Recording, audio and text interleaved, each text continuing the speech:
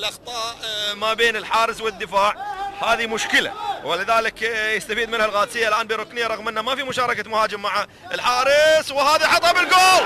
جول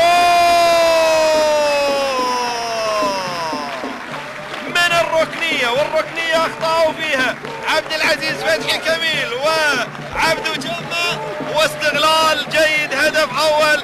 ساعد وين يروح لمحمد بن ايان الخالدي ويبوسه ويغدره مدير الفريق طبعا، والكرة داخل الشبك مع محمد البناي ايضا مدير الكرة.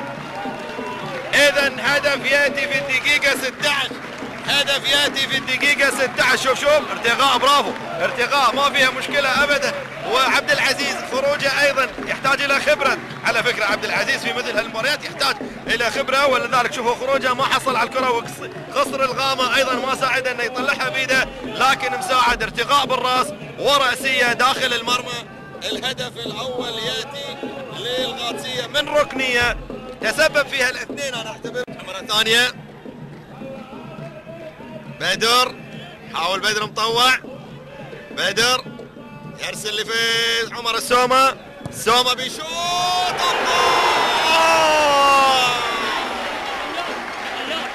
لاعب هداف، لاعب هداف عمر السومة السوري من مسافة بعيدة لسحها قوية على يمين حارس المرمى عبد العزيز فتحي كميل في الدقيقة 4، في الدقيقة 4 من الشوط الثاني.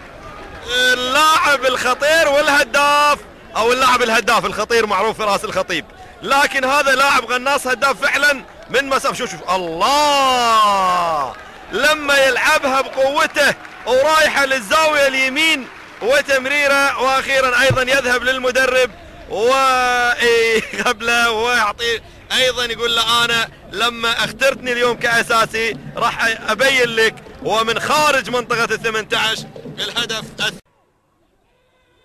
في اولى مباريات القسم الثاني من اندية الدرجة الممتازة. بينية لفراس بيحطها بالجول.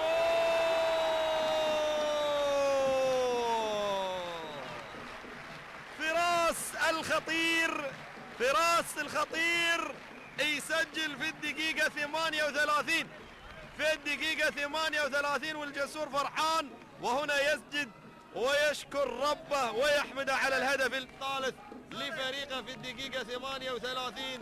هدف ثالث حلو لفراس الخطيب، وهو اللاعب الخطير. شوف لما لعبها سقطها من فوق حارس مرمى نادي كاظمة عبد العزيز فتحي كميل.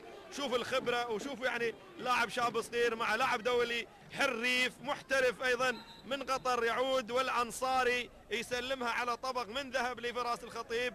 اذا الانصاري يصنع